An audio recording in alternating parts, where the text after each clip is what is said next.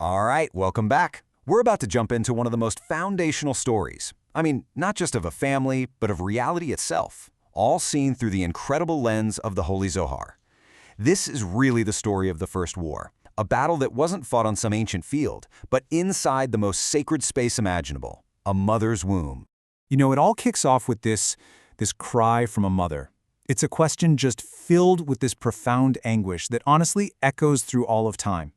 If this is what it is, then why do I exist? And you have to understand this is so much more than a question about physical pain. It's a deep existential question about the very nature of being. It's a demand to understand a conflict so fundamental it feels like it's going to erase her. And that question, that's our starting point. So here's our roadmap for this deep dive.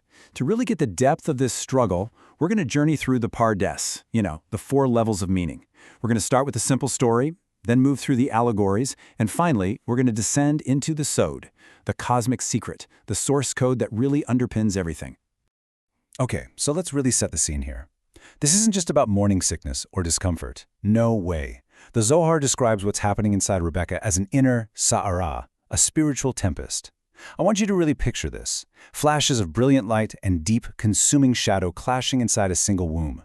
Imagine 2 completely opposite forces moving with such violence they're threatening to literally tear the fabric of her being apart. The sounds aren't of life, they're the sounds of war. And the light isn't peaceful, it's the light of 2 destinies colliding head-on. So she's confused, she's in agony, but she doesn't just curl up in despair. She goes looking for answers. She seeks out the masters of wisdom, the spiritual giants of her time, Shem and Ever. And her question, why is this for me? It's not a question of resignation. It's a demand for cosmic clarity. She is essentially asking for the divine blueprint. She wants to understand the very architecture of this conflict that has chosen her body as its arena.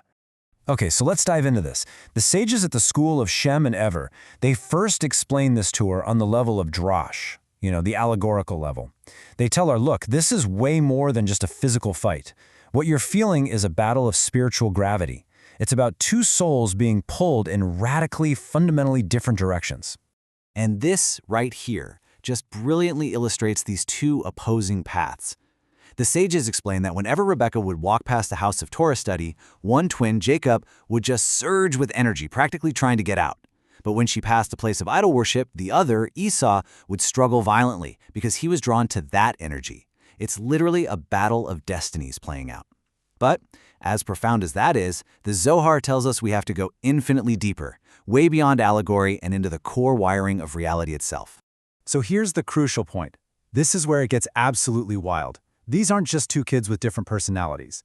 The Zohar reveals that they are actual avatars for 2 primal cosmic forces.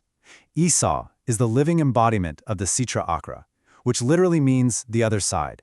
He's the force rooted in that primordial serpent that first brought chaos into creation.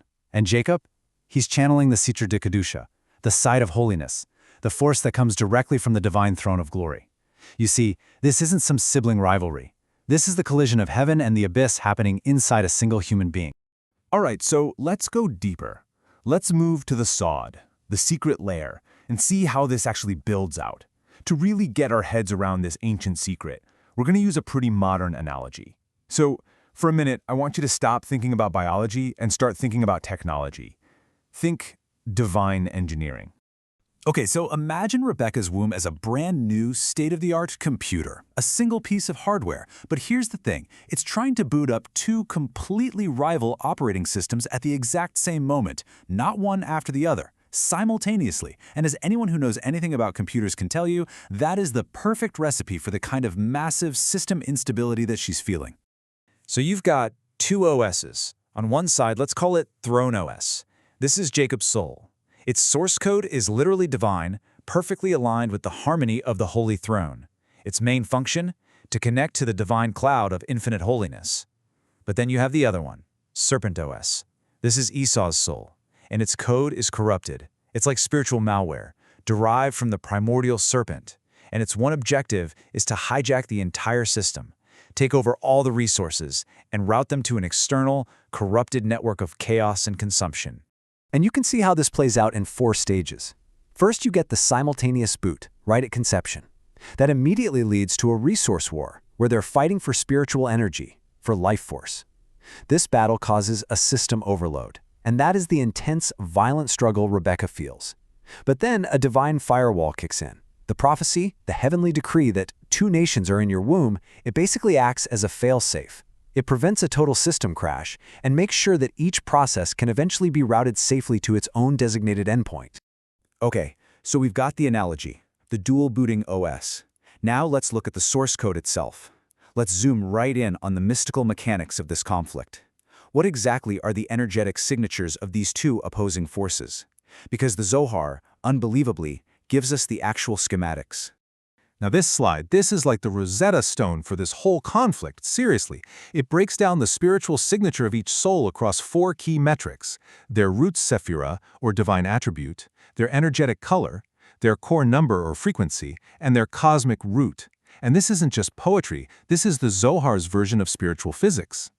So Jacob's core essence is the number 13. His soul literally vibrates at the frequency of the 13 attributes of divine mercy. It's rooted in the Sephirah of Tiferet, which is the divine attribute of beauty, harmony, balance, and truth. This connects to the color white, a symbol of chesed, or mercy. His entire mission is to be a conduit for this balanced, connecting energy in the world. And then you have Esau. His core number is 5. He's rooted in the Sephirah of Gevurah, which is strength, discipline, severity.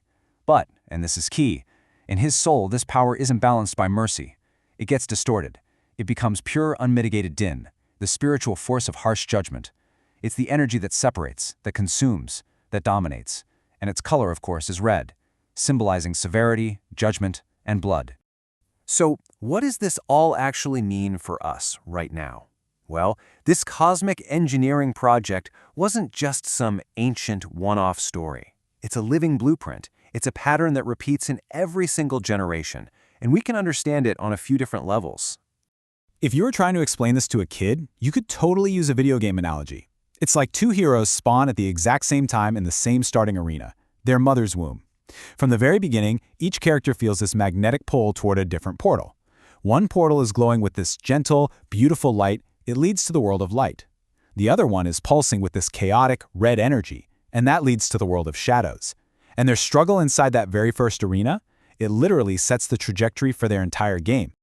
Now for us, the adults, it's cosmic engineering. You have 2 parallel processes that are initiated inside a closed system. Each one is hard-coded with a totally different alignment and is already programmed to route itself toward a unique destination network. One towards holiness, the other towards chaos. They compete for processing power and bandwidth, and that's what creates the system-wide turbulence that Rebecca feels. The womb's primary function, then, is to act like a divine router, to safely direct each process to its designated endpoint without data corruption or fatal system error. This is the blueprint for what the Zohar calls the inevitability of divergence. These 2 forces, by their very nature, must follow their own paths. And that brings us to what might be the most crucial point of all. The Zohar teaches that this epic struggle in the womb, it wasn't a one-time event that just ended at birth. No. It was the implantation of a source code into the world. It was, in a very real sense, the beginning of everything we experience as history. You can see on this timeline just how that prenatal war becomes the source code for all of history. It starts in the womb, the first battleground. Then it manifests externally as the personal conflict between the brothers over the birthright and blessing. This then expands into the historical conflict between nations, the descendants of Jacob and Esau, Israel and Edom. And then most intimately, it becomes the internal, daily battle within the soul of every single one of us. This pattern just keeps replicating over and over until the end of days, when this primal conflict will finally find its ultimate resolution. It really is the blueprint. It's the original pattern of duality that is hard-coded right into the fabric of creation. Every choice we make, every war between nations, every single internal struggle we have between our higher and lower selves, it's all a fractal repetition. It's an echo of that first violent stirring in Rebecca's womb. It's the same 2 operating systems, just running on different hardware in different eras. So, this leaves us with the ultimate question. And it's not for the history books, it's for this very moment. It's for each of us. The arena is no longer a womb in the ancient world. The arena is your own soul, right here, right now. So, if this primary struggle between connection and separation, between thronios and serpentos, is the fundamental code of reality, how is it playing out within you? Thank you for joining us for this complete journey through the Pardes. We really hope these ancient truths help you and your family improve your own dimensions this week. If you enjoyed this full chapter deep dive, please like, subscribe, and share which part of the journey touched your soul in the comments. We'll see you in the next chapter.